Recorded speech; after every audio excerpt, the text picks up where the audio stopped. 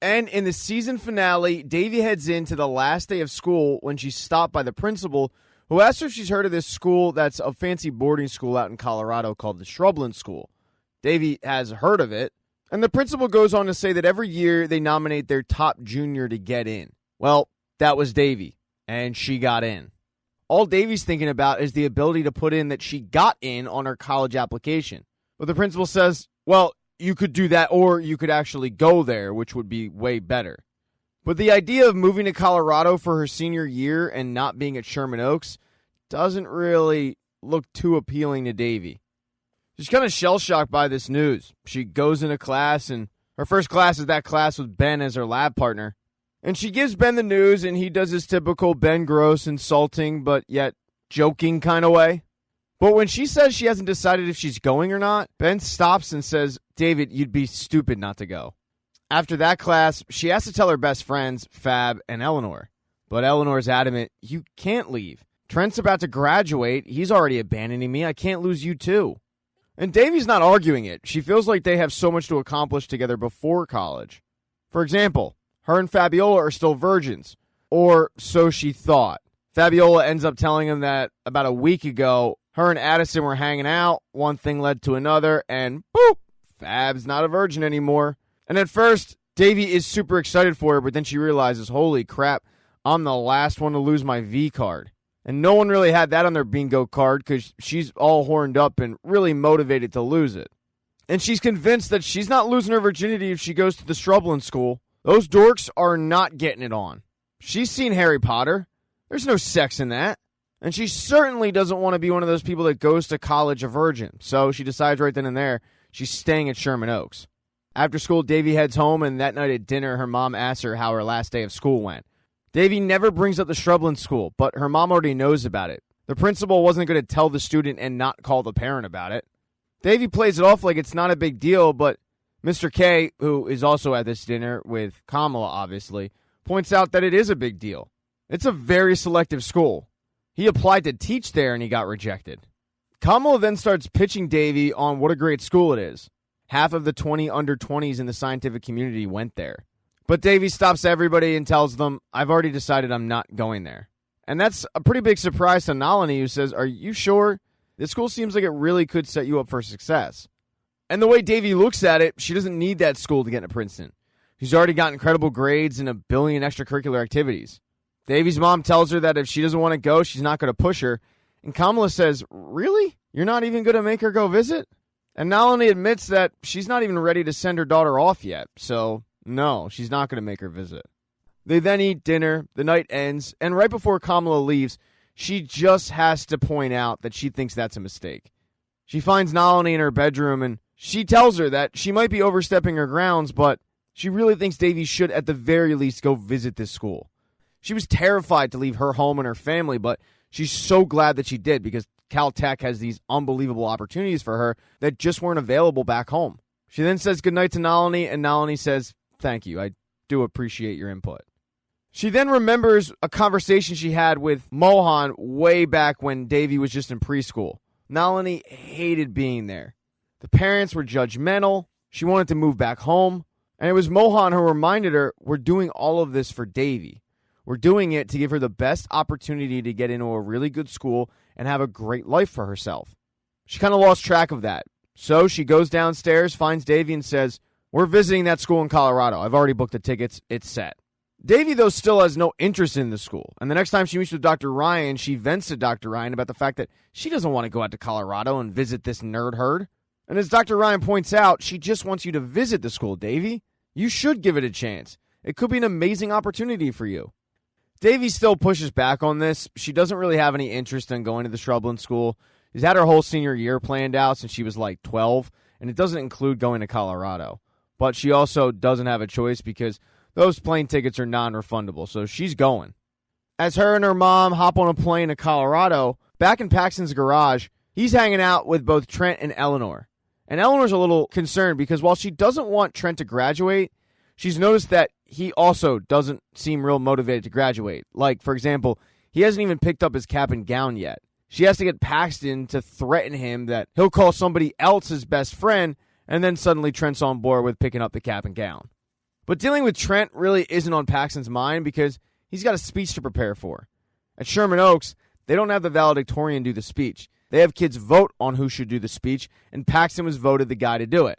He was probably voted to do the speech because most of the women think that he's going to do some hot dance without his shirt on, but he's actually taking it seriously.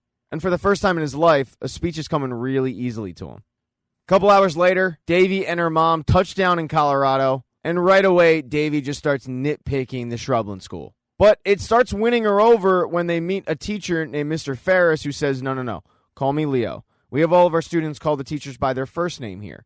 Davy starts criticizing some of her preconceived notions about the school, like 7 o'clock bedtimes, but Leo says, no, we have flexible curfews. Actually, some of our college courses, they study pretty late. And college-level courses weren't even on Davy's mind. It's actually a really exciting thing. They give Davy and her mom a tour of the campus, and then Davy sits in on one of Leo's classes. And Davy has never been in a class like this before.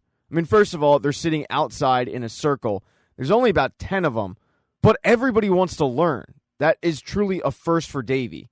She's never been in a class where everybody actually cares about learning, about the subject matter. She actually loves it. And by the time they get on the plane ride home, that school has completely won her over. She tells her mom, it's cool to be smart there. I think I can actually fit in. I think I actually want to go there. Davy and her mom then do a little bit of celebration. There's a poor innocent bystander sitting in the middle of them because both Davy and her mom don't like middle seats on planes. So you got to feel for this guy. But it's set. Davy's going to be going to the Shrubland School. As Davy is in the air, her lab partner, Ben Gross, stopped by the school to go pick up some supplies that he left in there, and he runs into Margot. He asks Margot, what are you doing here? And she tells him that she couldn't fit all of her art supplies on the basket attached to her bicycle, so she had to have her dad pick her up. And this is pretty surprising to Ben. He kind of just expected her to be one of those people that's dropped off by her boyfriend on a motorcycle, but she says no motorcycle, and no boyfriend. Ben says, so you're not like punk rock at all. And for anybody who ripped me in the comments section about pointing out that this girl probably didn't even know more than 3 Twisted Sister songs, turns out, yep, your boy was right. Okay, maybe not. She never actually confirms this. She just tells Ben that her summer job is working at Build-A-Bear Workshop. I'm sure there's plenty of people at Build-A-Bear Workshop that listen to punk rock and Twisted Sister and grunge and emo and all that stuff. But she invites Ben to stop on by and see her in action. And when Ben says, yeah, sure, no problem, she says, great, it's a date. But then she realizes the wording of that, and she says, well, it doesn't have to be a date. And Ben just stops her and says, I'd love to go on a date with you. Margot plays it pretty cool, but when she's leaving, she is cheesing big time. And Ben Gross once again has a date with a girl that is way too cute for him. The next day is Sherman Oaks graduation. And it's the first time that Davy is able to see Fab and Eleanor for the first time since her trip. She has to break the news to him. She's going to Colorado. They're pretty disappointed because they don't want to lose one of their best friends, but they're also extremely nerdy. They understand. They also realize that they still have a couple months left with her. The graduation then starts, but Eleanor looks over and sees that her boyfriend is not on stage. Trent is sitting in the crowd like everybody else. She runs over and asks him, what are you doing? You should be up there with your class. But he says, no, Eleanor, I failed. I have to repeat senior year. I didn't have the heart to tell you because I knew how disappointed you'd be in me. But it turns out she's not disappointed at all. She has the biggest smile on her face. The idea of having Trent graduate with her has her super, super excited. She is thrilled. His best friend then gets on stage and gets ready to give his speech. And sure enough, all the girls think that he's going to take his shirt off. But he says, no, I'm not going to do that. He starts giving a speech on how everything used to come super easy to him.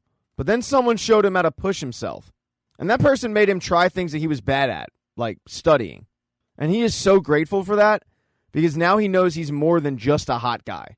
So his advice to his class is to push themselves, defy other people's expectations, and don't let labels define you.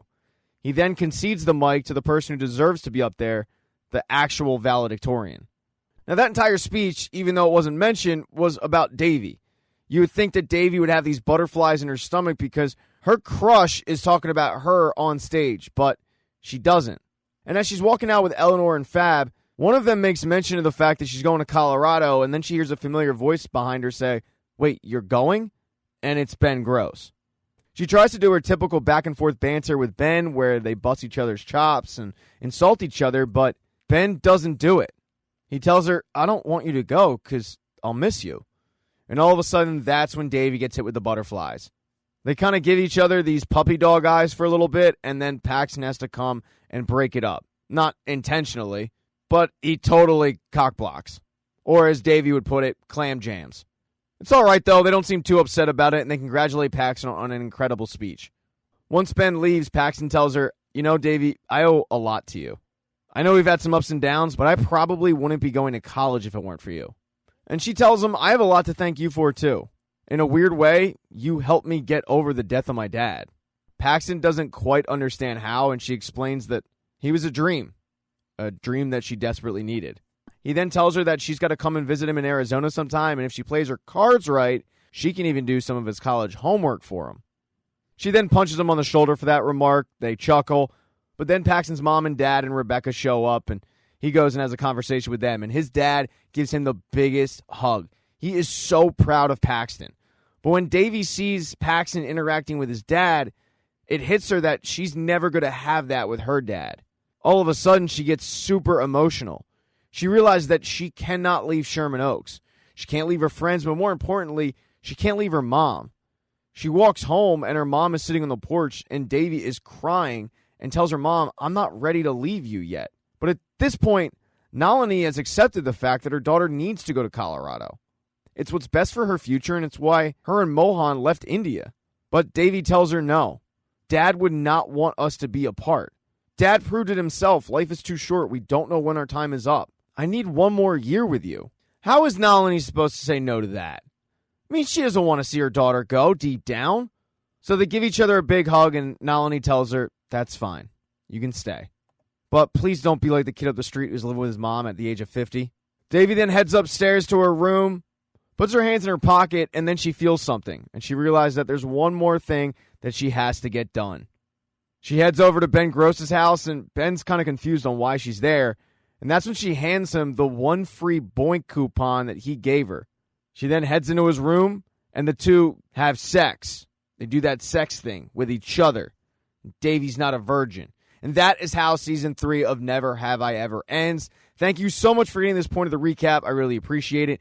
Consider subscribing to the channel, and then consider subscribing to my Patreon. You get stuff for that. And then consider buying merch. But after those 3 plugs for money, you also should consider hitting the thumbs down button, or the thumbs up button, or leaving a comment, but don't have it be nasty. Nasty comments hurt. All right, I'll stop now. Thanks a lot. Appreciate it. Bye.